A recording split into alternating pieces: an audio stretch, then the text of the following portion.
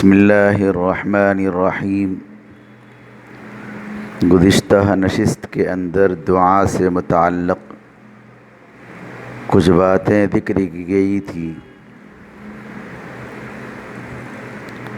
اس نشست میں بھی اسی سے متعلق کچھ باتیں ذکر کی جائیں گی۔ دعا کی فضیلت کے سلسلے میں اللہ کے نبی صلی اللہ علیہ وسلم کا ایک ارشاد یہ بھی ہے کہ دعا انسان کو فائدہ پہنچاتی ہے۔ دعا کرنے میں انسان کو فائدہ پہنچتا ہے۔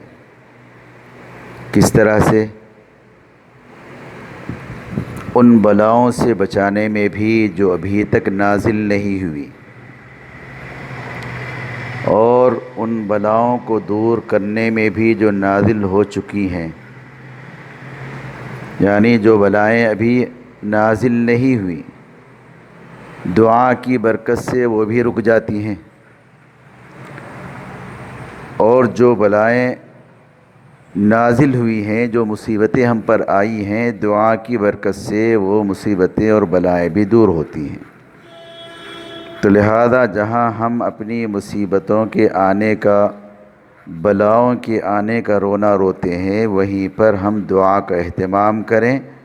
تو پھر انشاءاللہ اس کی برکت سے، اس کی فضیلت سے ہماری آنے والی مصیبتیں اور بلائیں بھی رک جائیں گی انشاءاللہ، اور جو مصیبتیں اور بلاؤں میں ہم گرفتار ہیں وہ بھی دور ہوں گی۔ اور دعا مانگنے میں بھی، دعا کرنے میں بھی آداب کی رعایت ضروری ہے۔ پوری آداب کی رعایت کر کے ہم دعا کریں گے تو انشاءاللہ ہماری دعائیں ضرور قبول ہوں گی۔ اور اگر آداب کی رعایت کرنے کے بعد بھی ہماری بظاہر دعائیں قبول ہوتی نظر نہیں آتی، تو اس میں ہماری اپنی طرف سے ہی کوتاہی ہوتی ہے۔ ہم یقین کے ساتھ بھی مانگ رہے ہیں، عاجزی انکساری کے ساتھ بھی مانگ رہے ہیں، اور جیسے مانگنے کے آداب ہیں اس کا اہتمام بھی کر رہے ہیں، اس کے باوجود بھی دعائیں ہماری قبول نہیں ہوتی۔ تو اس سلسلے میں یہ بات اہم ذہن میں رکھیں کہ بہت سے گناہ ایسے ہیں، اگر ان گناہوں میں سے کسی گناہ میں ہم ملوث ہیں، اس کا ارتکاب کرنے والے ہیں، تو بھی ہماری دعائیں قبول نہیں ہوتی، چاہے ہم کتنے آداب کے ساتھ، کتنی عاجزی انکساری کے ساتھ، کتنی یقین کامل کے ساتھ جو ہے دعائیں مانگیں، اگرچہ کہ دعاؤں کی قبولیت کے بظاہر اسباب بھی موجود ہیں، تب بھی ہماری دعائیں قبول نہیں ہوتی۔ ان گناہوں میں سے ایک گناہ، ایک نافرمانی قطع رحمی کی ہے، کہ اللہ نہ کرے ہم اپنے رشتہ داروں سے تعلقات کو توڑے ہوئے ہیں، رشتہ داروں سے قطع تعلق کیے ہوئے ہیں، تو پھر ہماری دعا قبول نہیں ہو سکتی۔ یہ اتنا بڑا گناہ ہے، اتنا بڑا جرم ہے اللہ کے نزدیک، کہ اس کے اندر ملوث ہوتے ہوئے ہماری دعا اللہ قبول نہیں فرماتے۔ اندازہ لگائیے کہ عبداللہ ابن مسعود رضی اللہ تعالیٰ عنہ ایک موقع پر اپنی نشست میں مجمع سے مخاطب کرتے ہوئے، آپ سے استفادہ کرنے والے موجود تھے، ان کو مخاطب کرتے ہوئے یہ فرمایا کہ اس مجمع کے اندر اگر کوئی قطع رحمی کا گناہ کرنے والا ہے، اپنے رشتہ داروں سے تعلقات کو توڑے ہوئے ہے، تو اٹھ کر چلا جائے، اس لیے کہ ہم دعا کرنے کے لیے جا رہے ہیں، ہم دعا کا اہتمام کر رہے ہیں۔ اس کے ہوتے ہوئے ہماری دعائیں اللہ کی بارگاہ میں نہیں پہنچتی، ان کے لیے، اس کے ہوتے ہوئے ہماری دعائیں آسمان کے اوپر نہیں جاتی، آسمان کے دروازے گویا کہ اس کے لیے بند کر دیے جاتے ہیں، اس کی دعاؤں کے پہنچنے میں رکاوٹ بن جاتے ہیں۔ تو لہذا اٹھ کر چلا جائے، اللہ کا واسطہ دے کر آپ نے کہا۔ تو معلوم یہ ہوا کہ قطع رحمی کا گناہ اتنا بڑا ہے اللہ کے نزدیک کہ جب تک کہ وہ اس سے توبہ نہ کرے، معافی تلافی نہ کرے، تو اللہ تعالیٰ اس کی دعا کو قبول نہیں کرتے۔ انسان ہے، غلطیاں ہو جاتی ہیں، رشتہ داریوں میں اونچ نیچ ہو جاتی ہے، تو پھر ہمارا معاملہ یہ ہے کہ ہم 3 دن کے اندر اندر معاملہ صاف کر لیں۔ اللہ کے نبی صلی اللہ علیہ وسلم نے فرمایا کہ کسی مسلمان کے لیے حلال نہیں کہ 3 دن سے زیادہ قطع تعلق رکھے۔ اگر کسی رشتہ دار سے ہمارا کوئی معاملہ جو ہے بگڑ جائے، معاملہ خراب ہو جائے، تعلقات بگڑ جائیں اور ان سے کسی طرح کا نقصان پہنچ جائے اور وقتی طور پر ناراضگی ہمارے دل کے اندر پیدا ہو جائے، تو 3 دن کے اندر اندر معاملہ صاف کر لینا ضروری ہے۔ دل نہیں چاہتا ہے تب بھی معاملہ صاف کر لیں، اللہ کے لیے، اللہ کی رضا کے لیے معاملہ صاف کر لیں، تو پھر ایسا آدمی تکبر سے بھی بری ہو جاتا ہے، اللہ کا محبوب نظر بھی بن جاتا ہے، اللہ کی نظر میں محبوب بن جاتا ہے۔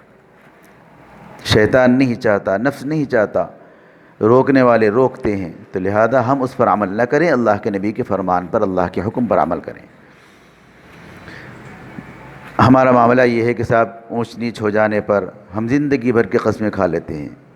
کہ ان کے کسی خوشی میں شریک نہیں ہوں گے، نہ وہ ہماری خوشی میں شریک ہونا، نہ ان کے غم میں ہم شریک ہوں گے،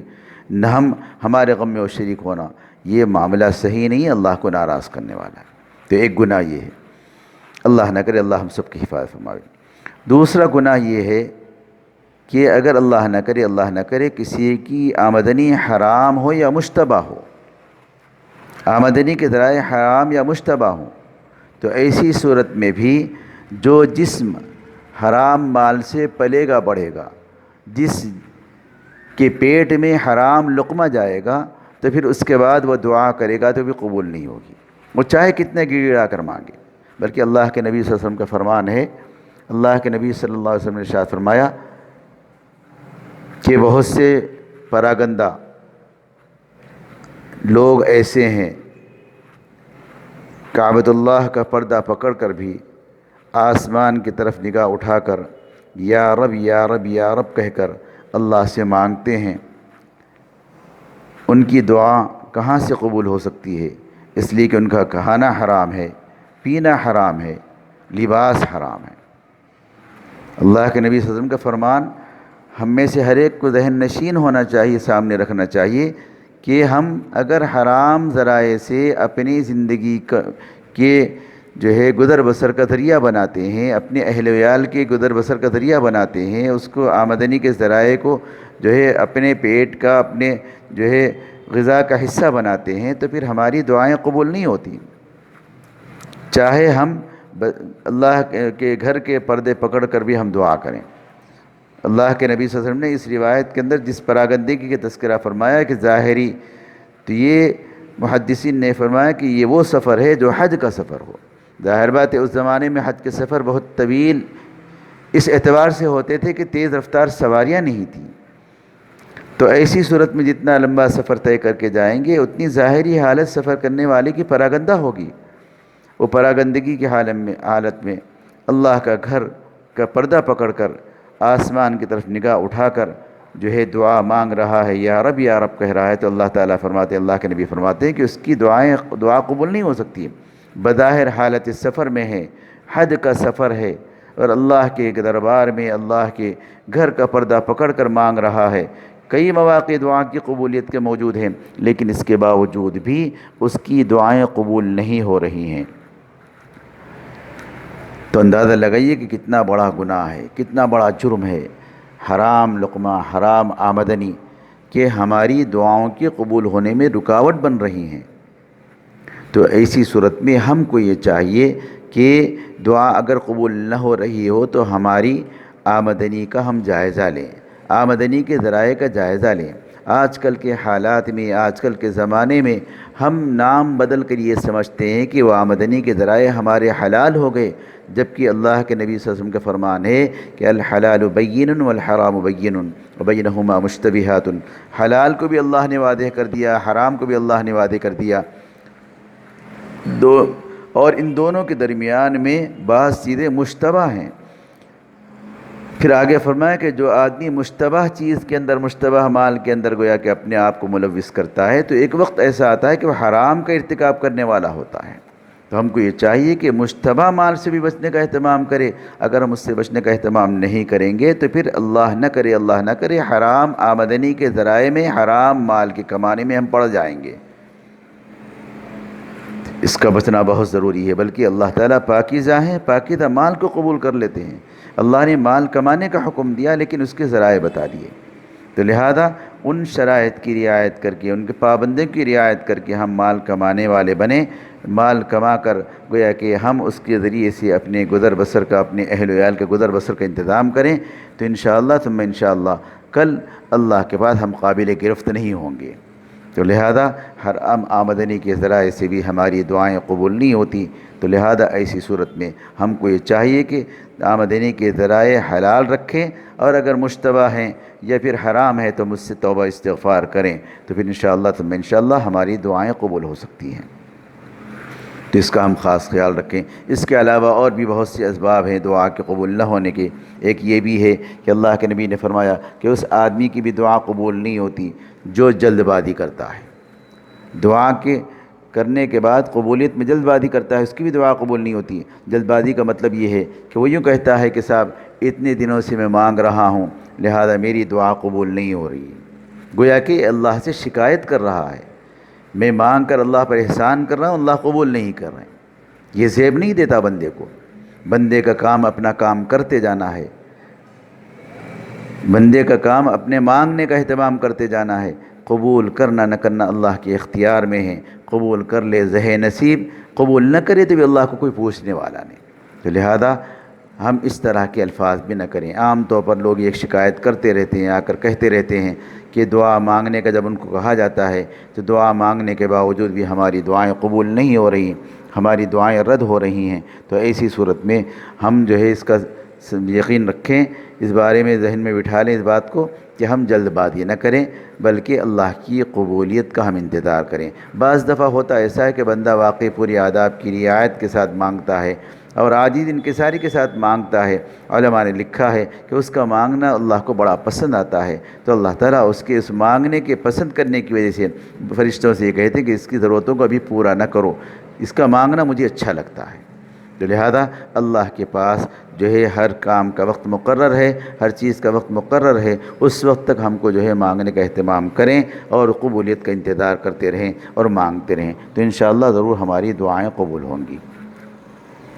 اس کے علاوہ دوسرا شخص وہ ہے جس کی دعا قبول ہوتی ہے، وہ منصف بادشاہ ہے، یعنی منصب بادشاہت پر، منصب حکومت پر بیٹھنے کے بعد جو انصاف کرتا ہے، باوجود اختیار رکھنے کے ظلم کر سکتا تھا، ناانصافی کر سکتا تھا، لیکن محض اللہ کی رضا کی خاطر جو ہے اللہ کی بارگاہ میں جو ہے اللہ کے خوف کی خاطر جو ہے وہ انصاف کر رہا ہے، تو پھر اللہ تعالیٰ کو یہ ادا اتنی پسند ہے کہ اللہ تعالیٰ اس کو مستجاب الدعوات بنا دیتے ہیں، اس کی دعا بھی قبول کر لیتے ہیں، اس کی دعا رد نہیں ہوتی۔ تیسرا وہ آدمی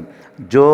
مظلوم ہے، کسی طرح کا ظلم اگر کسی کے اوپر ڈھایا جاتا ہے تو جس کے اوپر ظلم ڈھایا جائے تو پھر وہ آدمی مظلوم ہو جاتا ہے، اللہ کی بارگاہ میں اگر وہ دعا کرتا ہے تو اللہ تعالیٰ جو ہے ضرور قبول کرتے ہیں، اس کی دعا بھی رد نہیں ہوتی۔ تو لہذا ایسی صورت میں اللہ کے نبی نے فرمایا کہ مظلوم جب دعا مانگتا ہے اللہ سے، اپنی گویا کہ ظلم کے بدلے کے لیے گویا کہ درخواست کرتا ہے، تو اللہ تعالیٰ یہ کہتے ہیں کہ براہ راست وہ اللہ کے پاس جو ہے اللہ کی بارگاہ میں وہ دعا پہنچتی ہے مظلوم کی، اور اللہ تعالیٰ کہتے ہیں کہ بے شک میں تمہاری ضرور مدد کروں گا، اگرچہ کہ اللہ کی حکمت اور مصلحت کے پیش نظر کچھ وقت لگ جائے لیکن اس مظلوم کی ضرور مدد کی جاتی ہے، اللہ تعالیٰ ضرور مدد کرتے ہیں۔ تو لہذا مظلوم کی بد دعا سے بھی ہم کو بچنے کا اہتمام کرنا چاہیے، اس کی بھی دعا رد نہیں ہوتی، اس کی دعا بھی براہ راست اللہ کی بارگاہ میں پہنچتی ہے۔ اللہ تعالیٰ اپنے فضل اپنے کرم سے ہم سب کو جو ہے مستجاب الدعوات لوگوں میں شامل فرماوے، اور گویا کہ یقیناً